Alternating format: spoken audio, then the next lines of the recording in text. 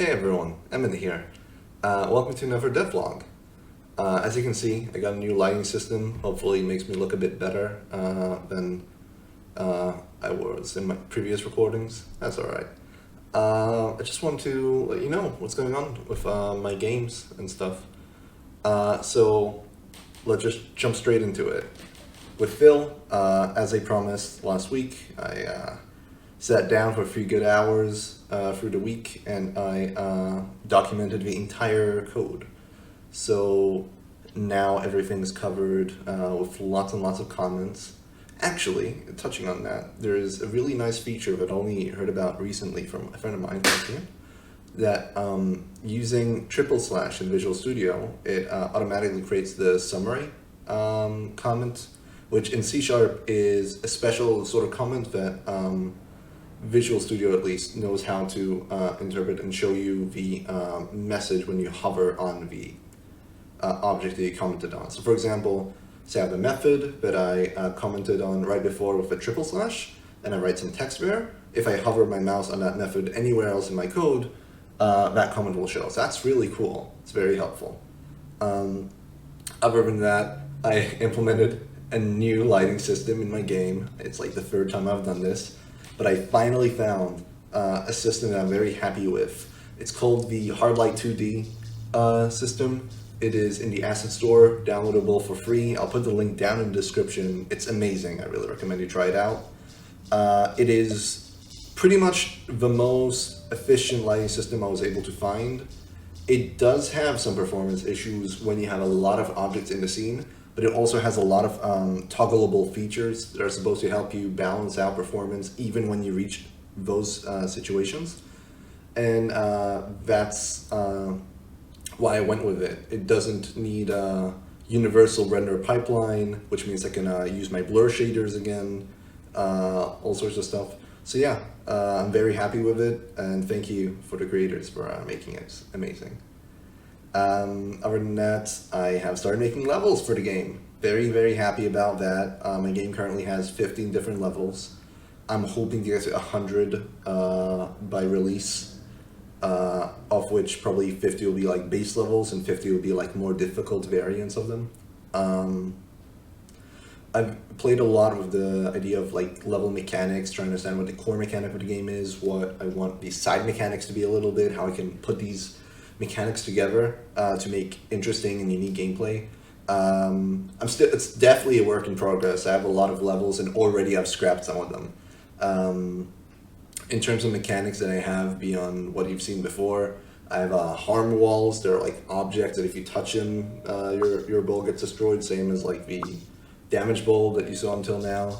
I added some hinges to the game, so now they're objects that are affected by force and they can tilt and rotate like a hinge. That's pretty cool. I got moving objects and moving obstacles that are supposed to make the level a bit trickier to fill without your ball stopping.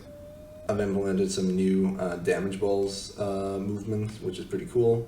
And I even added a new shape. Now you can use a star in some of the levels.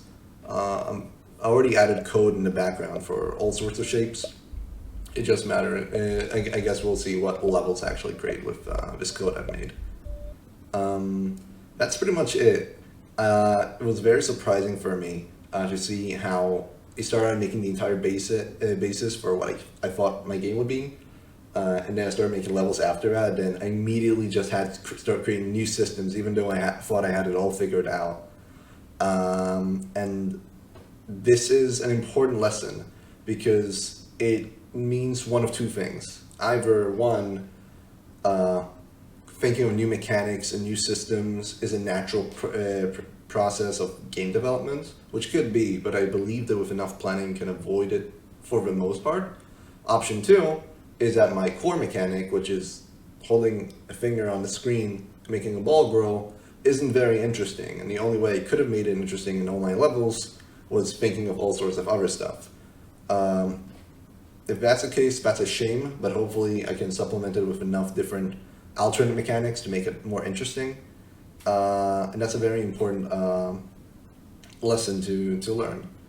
I've heard someone once say about central mechanics for puzzle games specifically, that you know you have a good core mechanic if you can, off the top of your head, think of 10 different levels using that mechanic. Which I sort of think I have with Phil. I'm not sure though. So I guess we'll see how the levels turn out. Hopefully, once I have all these levels polished a bit further, I'll be able to release a beta test, an APK you guys can download and try out. And I would love to see what levels you've been struggling with, what suggestions you have. Yeah, that sort of stuff. That's it for my development side, but actually I'm going to do something a bit different now. I'm going to talk about one of my friend's games. My friend Uli recently made a game called Rooster Fight. Propulsion user is currently available on Android devices, link in the description. It's really, really cool. It's really funny. I just like it a lot. I wish I could make games this creative. You got basically the idea is there are a bunch of chickens and they're fighting. It's a bit like Pokemon in that regard, but they all have like an AI, a neural net that they use to think and act.